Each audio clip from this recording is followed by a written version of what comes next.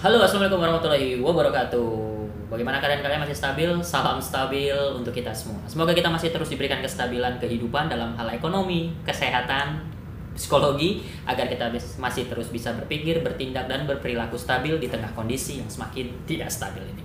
Nah, kali ini kita akan kembali ngebedah kata-kata yang ada di KBBI, tapi kali ini kita akan ngebahas kata-kata dalam bidang ilmu arsitektur. Nah, kira-kira apa aja kata-katanya? Ayo kita belajar sama-sama. Mari belajar bahasa Indonesia. Kita boleh bangga dengan bahasa asing, tapi jangan asing dengan bahasa sendiri. Sebelum kita masuk ke istilah atau kata-kata yang berasal dari bidang ilmu arsitektur, mari kita pelajari dulu apa itu arsitektur. Nah, arsitektur berdasarkan KBBI memiliki pengertian seni dan ilmu merancang serta membuat konstruksi bangunan, jembatan, dan sebagainya, atau dalam kata lainnya ilmu tentang bangunan. Atau yang kedua, arsitektur memiliki pengertian metode dan gaya rancangan suatu konstruksi bangunan. Gitu. Jadi arsitektur itu lebih ke seni dan ilmu. Wah, luar biasa, ternyata arsitektur itu seni dan ilmu merancang serta membuat konstruksi bangunan, jembatan, dan sebagainya, dan semua yang berhubungan dengan bangunan atau ilmu bangunan. Gitu, itu adalah pengertian arsitektur berdasarkan KBBI. Semoga bermanfaat untuk kita semua. Nah, mari kita masuk ke kata-kata yang berasal dari bidang ilmu arsitektur. Yang pertama ada yang disebut dengan abakus. Nah, abakus ini memiliki pengertian secara umum di KBBI, artinya ada dekat-dekat atau sui poa. Tapi dalam bidang ilmu arsitektur, abakus ini memiliki pengertian lempeng datar di atas kepala tiang dengan pinggiran cekung atau beratur atau beralur. Nah, itu sekali lagi. Abakus dalam ilmu arsitektur memiliki pengertian lempeng datar di atas kepala tiang dengan pinggiran cekung atau beralur. Gitu. Semoga bermanfaat untuk kita semua. Selanjutnya, yang berasal dari bidang ilmu arsitektur yang ada di KBBI, ada yang disebut dengan akropolis. Nah, akropolis ini memiliki pengertian puncak suatu kota pada Yunani kuno. Oh, jadi puncak suatu kota pada Yunani kuno itu disebut dengan akropolis. Biasanya dijadikan sebagai lokasi kuil pemujaan dewa atau dewi utama. Nah, gitu. Jadi kalau kita nanti main-main ke Yunani, tapi Yunani kuno, nggak mungkin kita main ke Yunani kuno ya, pokoknya ke Yunani. Nah, ada puncak pada suatu kota yang biasanya dijadikan sebagai lokasi kuil pemujaan dewa-dewi Yunani. Nah, itu sebutannya disebut dengan akropolis. Bangunannya itu disebut dengan akropolis. Gitu. Semoga bermanfaat untuk kita semua.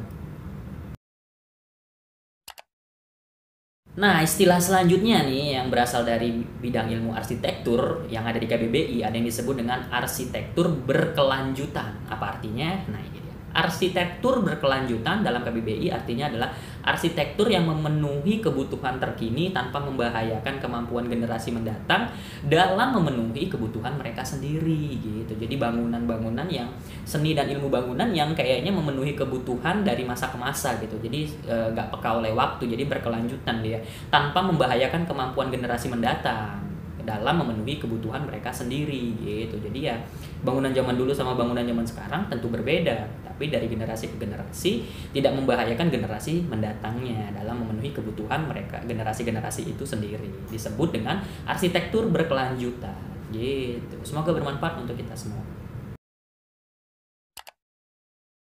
Istilah selanjutnya yang berasal dari bidang ilmu arsitektur yang ada di KBBI ada yang disebut dengan barok. Nah, barok ini memiliki beberapa pengertian berasal dari ilmu sastra dan arsitektur tentunya. Arsitektur juga dia memiliki dua pengertian. Yang pertama adalah gaya dalam seni bangunan dan hiasan. Gaya agung dihias penuh atau dari Itali abad ke-16. Jadi barok ini adalah gaya seni bangunan dan hiasan yang berasal dari Itali pada abad ke-16 gitu. Atau pengertian kedua, barok adalah bentuk mutiara yang tidak beraturan gitu. Jadi barok memiliki dua pengertian dalam ilmu arsitektur. Yang pertama dia adalah gaya dalam seni bangunan dan hiasan yang berasal dari Itali pada abad ke-16. Yang kedua dia adalah bentuk mutiara yang tidak beraturan gitu. Wow, ilmu baru. Semoga bermanfaat untuk kita semua. Nah, istilah selanjutnya yang berasal dari ilmu arsitektur yang ada di KBBI ada yang disebut dengan entablatur. Entablatur dalam KBBI artinya adalah bagian horizontal yang terdapat di atas kolom pada arsitektur klasik. Gitu. Jadi nanti kalau kita belajar teori-teori atau ilmu arsitektur klasik, ada bagian horizontal yang terdapat di atas kolom arsitektur klasik. Nah, itu disebut dengan entablatur. Gitu. Entablatur. Semoga bermanfaat untuk kita semua. Nah, istilah selanjutnya nih yang ada dalam ilmu arsitektur yang ada di KBBI ada yang disebut dengan frigidarium. Frigidarium dalam ilmu arsitektur artinya adalah ruang pada termai yang dilengkapi dengan bak mandi air dingin. Wow, digunakan untuk mendinginkan diri setelah mandi gitu. Jadi kalau nanti ada rumah-rumah nih yang punya bak mandi air dingin, untuk orang yang habis mandi terus mau mendinginkan badannya di setelah mandi, aneh juga ya, setelah mandi kok didinginkan, kan mandi dingin ya udah ya. Tapi orang-orang hebat itu kita nggak tahu. Jadi disebut dengan frigidarium. Sekali lagi, frigidarium adalah dalam ilmu arsitektur adalah ruang pada termai yang dilengkapi dengan bak mandi air dingin, digunakan untuk mendinginkan diri setelah mandi. Semoga bermanfaat untuk kita semua.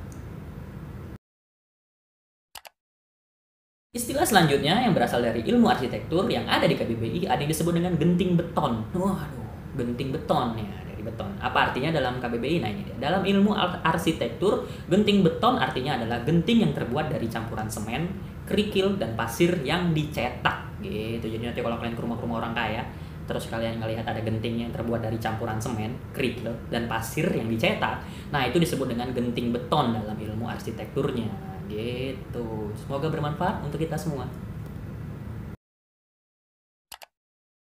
Istilah selanjutnya yang ada dalam ilmu arsitektur yang ada di KBBI ada yang disebut dengan genting plentong. Nah, gitu. Apa itu genting plentong? Ini dia artinya. Genting plentong dalam KBBI artinya adalah genting yang berbentuk datar dan ada lekukan di sisi sampingnya gitu. Jadi kayak ada lekukan di sisi sampingnya gitu. Nah, jadi kalau kalian nanti bangun rumah terus kalian dibilang arsiteknya, oh kita akan pakai genting plentong. Nah, kalian udah tahu tuh, genting plentong artinya adalah genting yang berbentuk datar dan ada lekukan di sisi sampingnya. Itu dia genting plentong. Semoga bermanfaat untuk kita semua. Istilah selanjutnya nih yang berasal dari ilmu arsitektur yang ada di KBBI ada yang disebut dengan genting tanah liat. Waduh, ini dia. Genting tanah liat ini memiliki pengertian genting yang dibuat dari tanah liat yang dicetak dan dibakar berwarna jingga hingga kehitaman gitu. Jadi nanti kalau kalian lagi-lagi bangun rumah nih terus dibilang sama arsiteknya, oh kita pakai genting tanah liat. Nah, kalian udah tahu tuh, genting tanah liat itu adalah genting yang dibuat dari tanah liat yang dicetak dan dibakar berwarna jingga sampai kehitaman. Itu yang disebut dengan genting tanah liat gitu. Semoga bermanfaat untuk kita semua. Istilah selanjutnya nih yang berasal dari ilmu arsitektur yang ada di KBBI ada yang disebut dengan hipogeum. Hipogeum ini memiliki dua pengertian dalam ilmu arsitektur. Yang pertama adalah ruang bawah tanah pada bangunan Romawi. Pada amfiteater dijadikan sebagai ruang tunggu gladiator sebelum memasuki arena. Nah, gitu. Jadi dulu tuh ada ruang bawah tanah gitu tuh di bangunan Romawi. Jadi kalau misalnya kayak di Itali sana ya enggak sih. Terus ada amfiteaternya dijadikan sebagai ruang tunggu gladiator sebelum memasuki arena.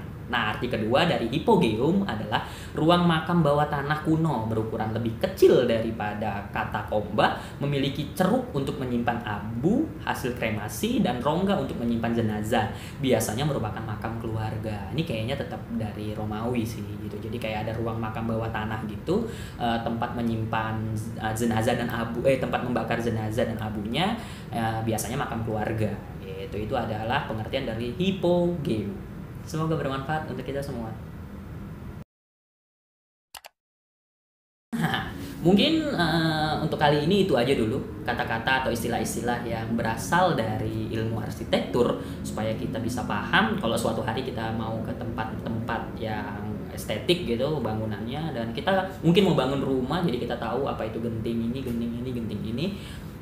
Jadi kita bisa paham apa ini maksud dengan arsiteknya. Jadi kita sedikit-sedikit tahulah istilah-istilah dalam ilmu arsitektur. Gitu. Semoga apa yang saya sampaikan bermanfaat dan menambah wawasan serta memberikan informasi yang berguna bagi hidup kalian.